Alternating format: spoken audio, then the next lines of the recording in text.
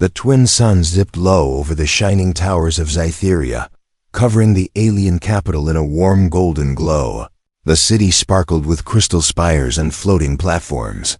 Yet inside the Royal Council Hall, the air felt cold and heavy. At the center sat Queen Ariala, her silver eyes fixed on the floor as the elders whispered among themselves.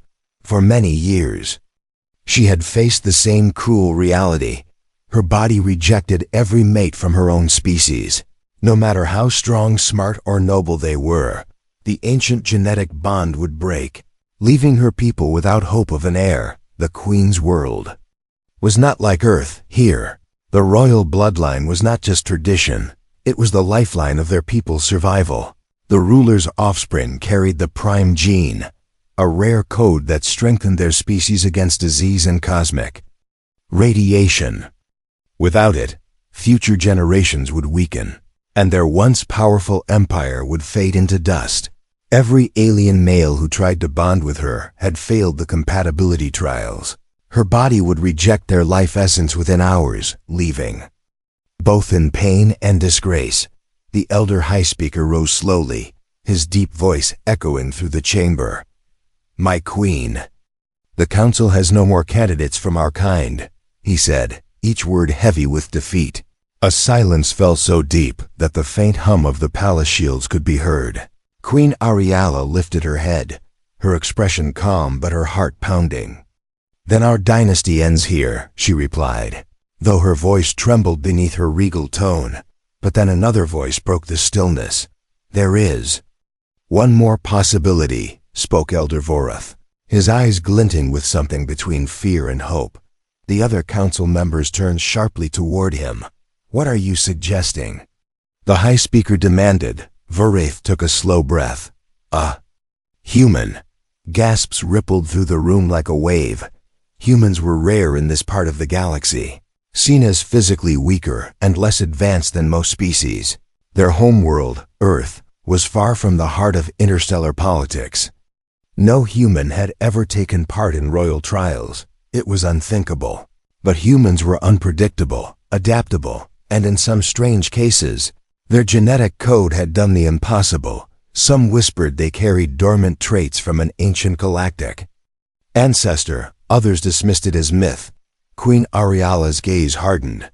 "You would insult this council by suggesting an outsider take the trials?" she asked. Vorath did not flinch.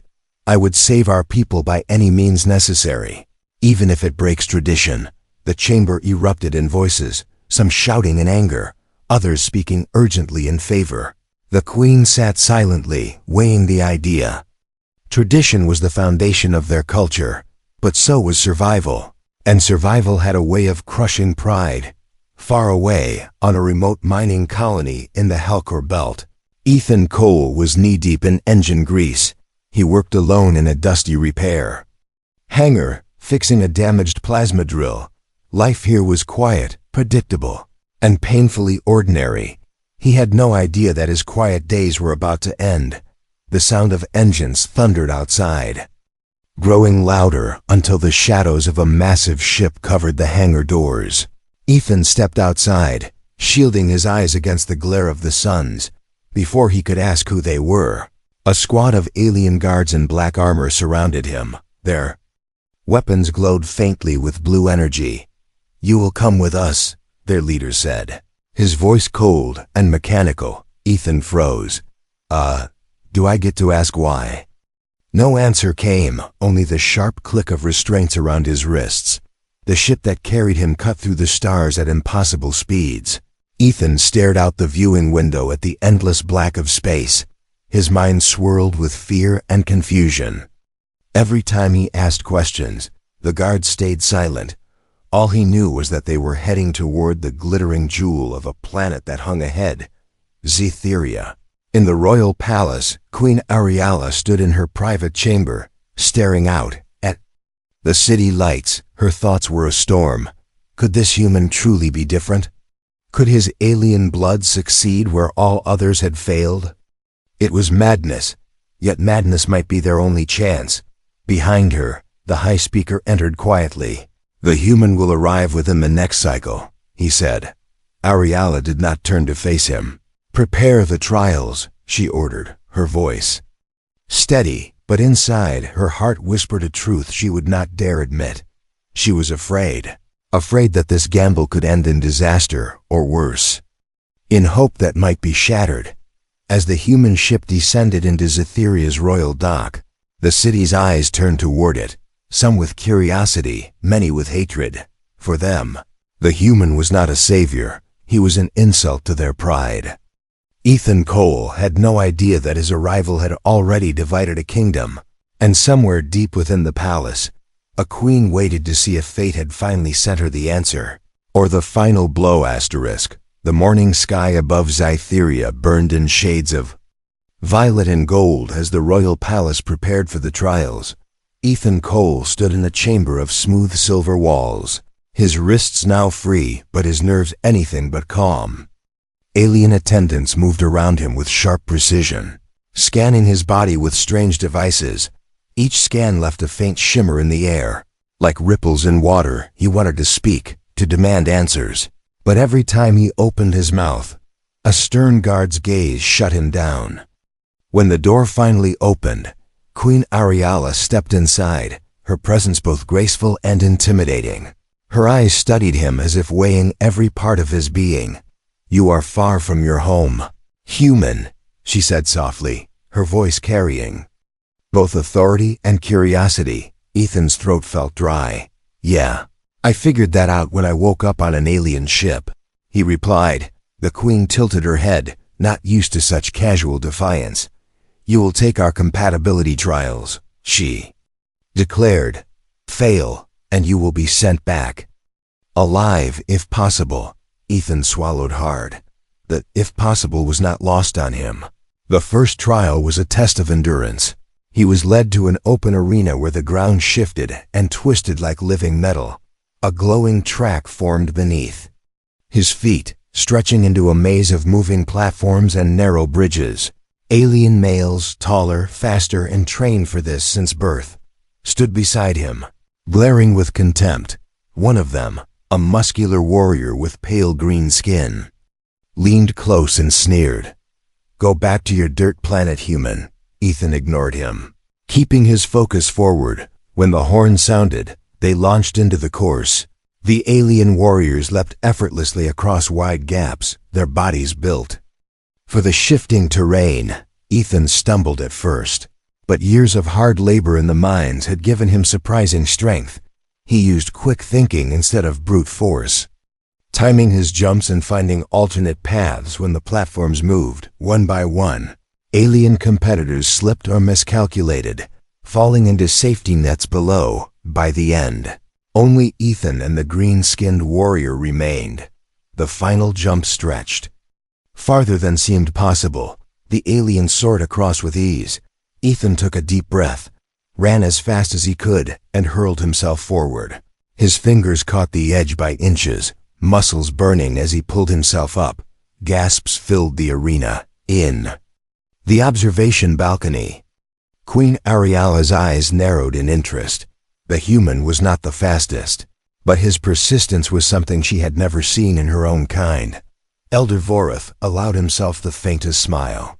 The High Speaker, however, remained stone-faced. The second trial began almost immediately. This one tested mental resilience, a mind labyrinth created by advanced neurotechnology. Ethan was strapped into a sleek chair as a crown-like device lowered over his head. In moments, he found himself standing in a vast, shifting world of illusions. The environment twisted between beautiful landscapes and terrifying nightmares. His task was to find the exit, but the maze was designed to break the mind before the body. Whispers taunted him. Visions of failure clouded his path. Ethan clenched his jaw and pushed forward, refusing to give in to fear. When a towering shadow blocked his way, he remembered something his father once told him back on Earth. Fear is just a test you pass in your head before you pass it in real life. With renewed determination, he stepped through the shadow, and the illusion shattered. He was back in the chamber, breathing hard but victorious. From the viewing deck, alien males whispered angrily among themselves. This was not how the trials were supposed to go. A human was not meant to make it this far, and yet, here he was, proving them wrong, one test at a time. Queen Ariala's gaze lingered on him longer than she expected. Perhaps it was curiosity, perhaps something deeper she dared not name. For the first time in years, a spark of possibility flickered in her heart. But in the shadows beyond the arena, other forces were moving. A group of alien warriors who had failed the Queen's trials before were now plotting. They would not allow a human to succeed where they had failed. The next trial would not be left to chance. And Ethan Cole, unaware of the danger, was walking straight into it. The night over Zytheria was alive with shifting lights, the energy shields casting ripples across the sky like waves in a silver ocean. Inside the palace, celebrations for the trial victories were nowhere to be found. Instead, the air felt heavier, whispers moving through the halls like hidden currents. Ethan Cole, still recovering from the mind labyrinth, sat alone in a guest chamber, staring at a plate of strange alien food he had no appetite for. His victories had earned him attention, but not the kind he wanted. In the lower halls, a group of alien warriors gathered in the shadows. They were men who had once stood in the Queen's trials, only to be rejected by her biology and humiliated before the Empire. To them, Ethan was not just an outsider. He was a threat to their honor. The leader, a scarred soldier named Kareth, slammed his fist onto the table. If this human passes the next trial, our people will bow to a weak bloodline, he growled. One of the others leaned forward. Then we make sure he doesn't pass.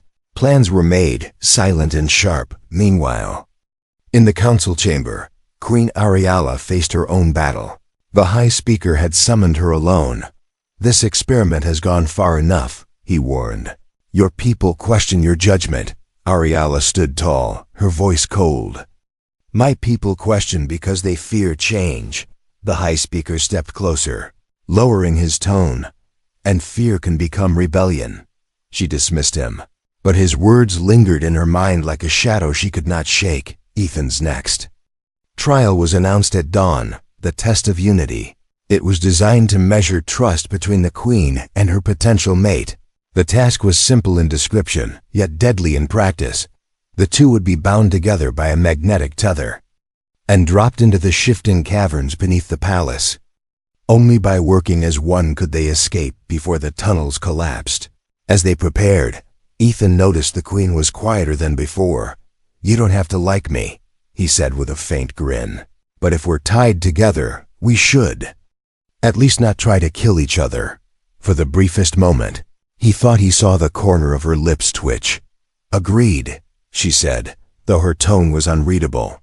The descent into the caverns was swift, a drop into darkness lit only by glowing mineral veins.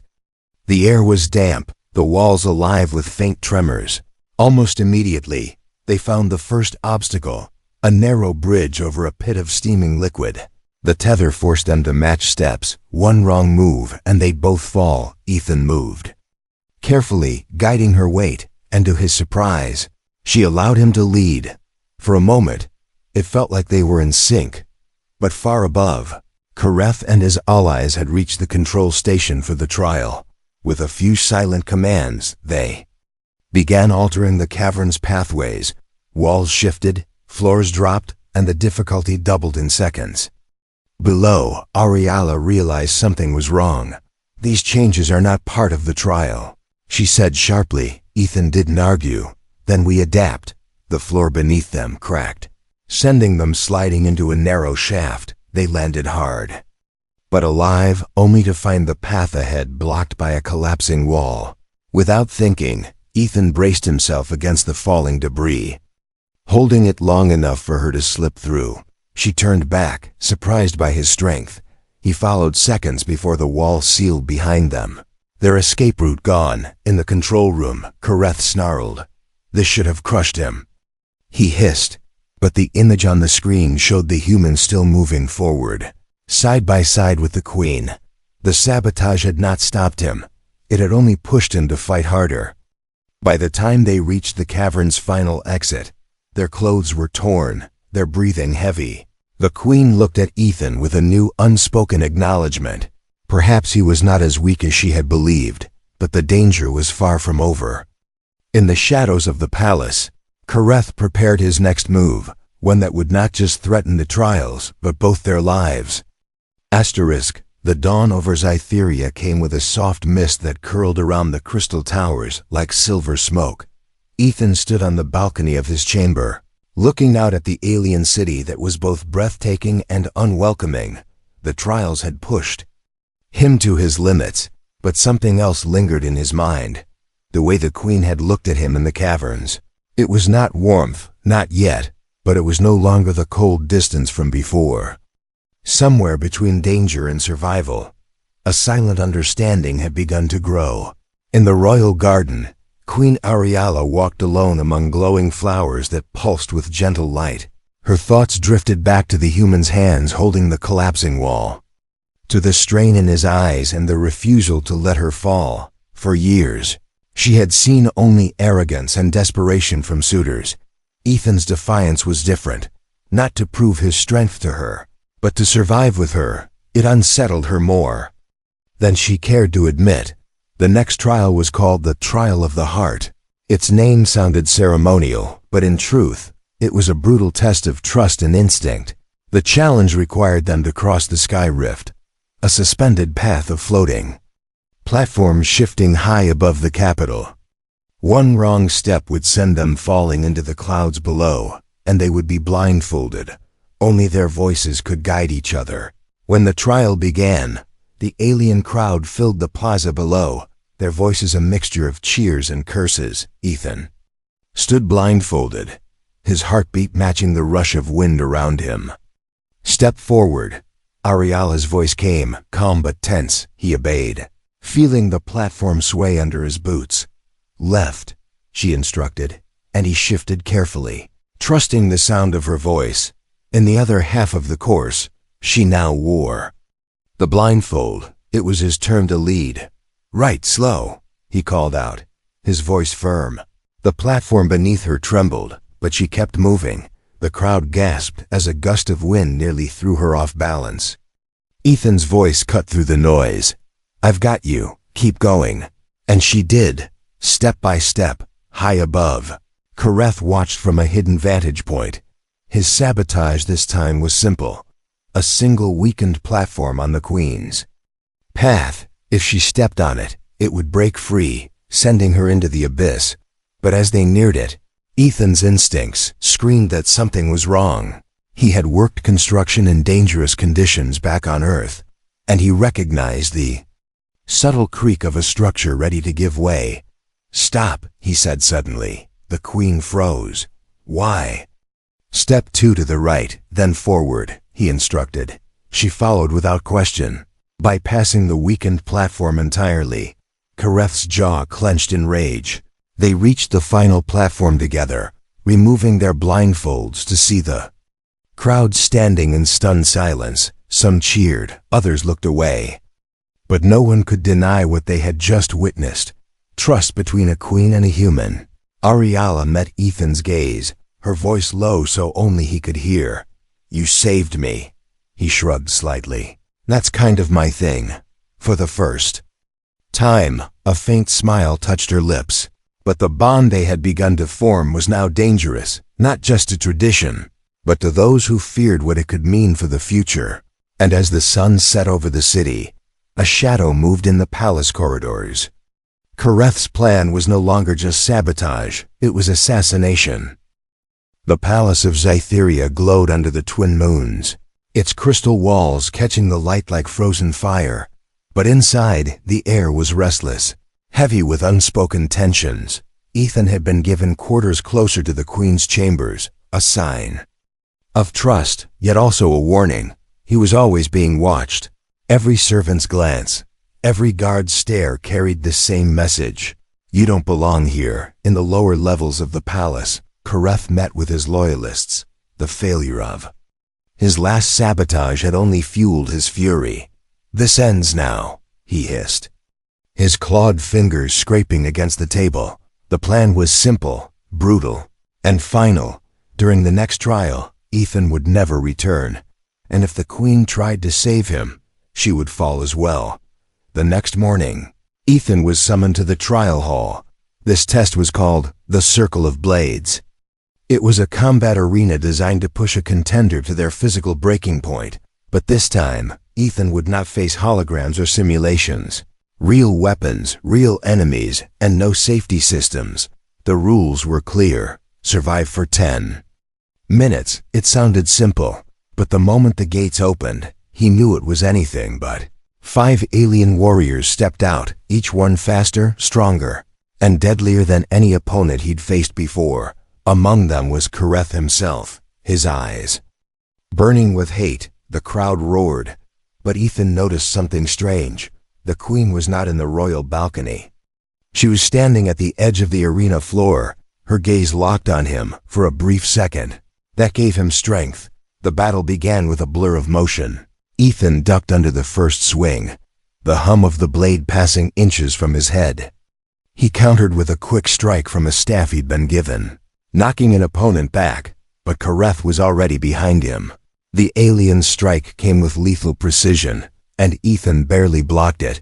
The force sent him staggering, his arms shaking from the impact. Above, the queen's eyes narrowed. She could see Kareth's movements, too precise, too focused on killing rather than testing. This was no trial, it was an execution. When Kareth lunged again, Ethan rolled to the side, grabbing one of the fallen warrior's weapons. The weight felt unfamiliar, but instinct took over. He fought with everything he had, dodging, striking, using the arena walls to his advantage. Yet with every move, Kareth pushed him closer to the spiked boundary at the arena's edge. Then, in a sudden burst, Kareth's blade slashed through Ethan's side. The pain was white-hot, stealing his breath. The crowd gasped, some in shock, others in cruel satisfaction. Ethan stumbled, his vision blurring. Kareth raised his weapon for the final strike, but before it could fall, another blade intercepted it with a ringing clash. The queen stood between them, her own weapon locked against Kareth's. Her voice was sharp as steel. "This trial is over," Kareth growled. "You break your own laws to save him." She didn't blink. "I protect what is mine." The guards rushed in, surrounding Kareth and dragging him away. But the damage was done. Ethan was bleeding badly.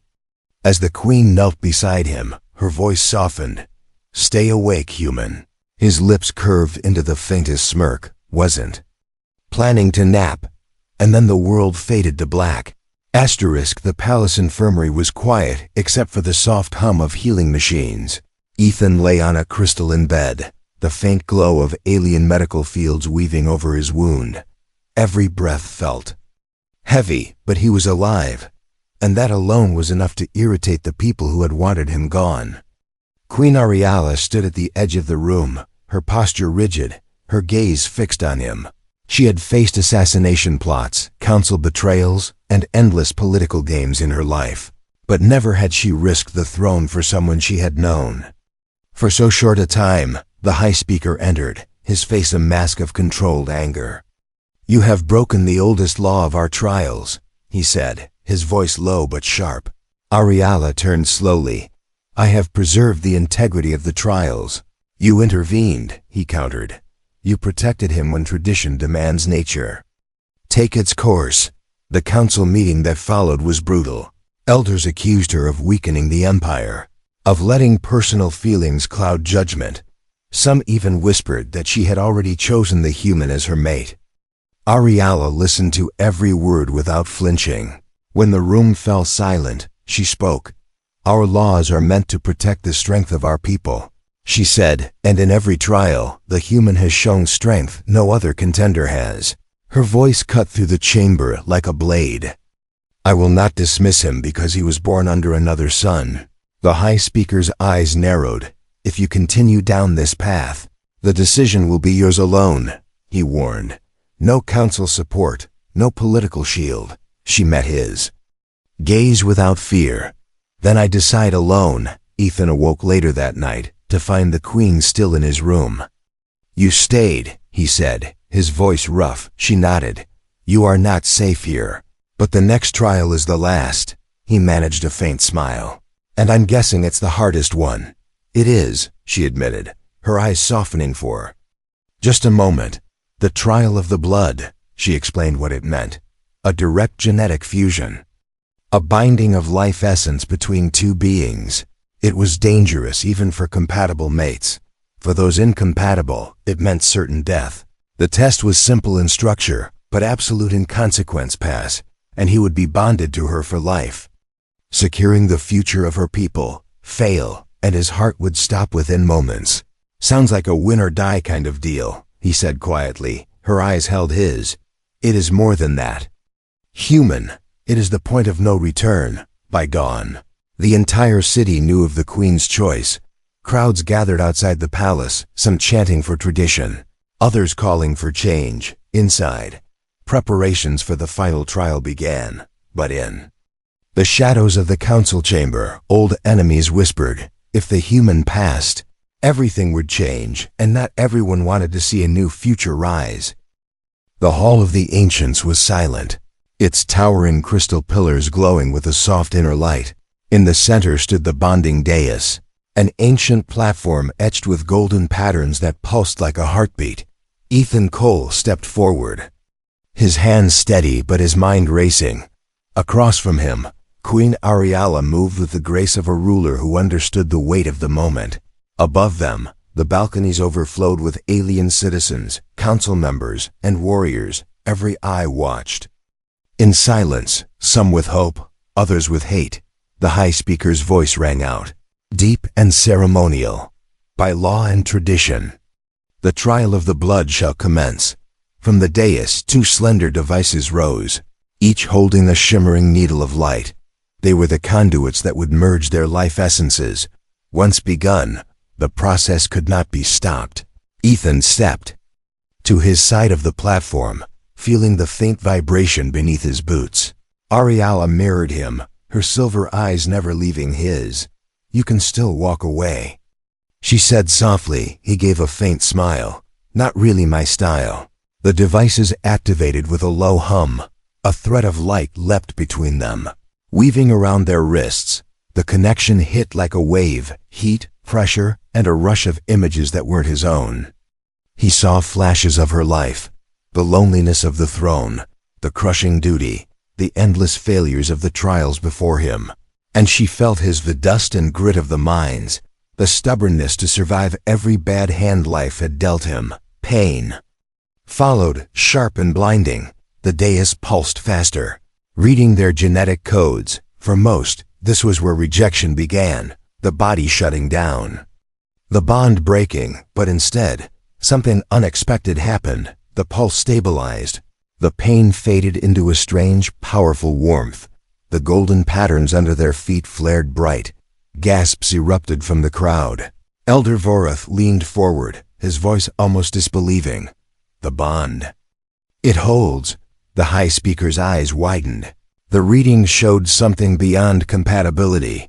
Ethan's genetic code was not just accepted, it was enhancing hers. The prime gene had not only survived, it had grown stronger. The Queen's breath caught. It was real. He had done what no other male of her species could.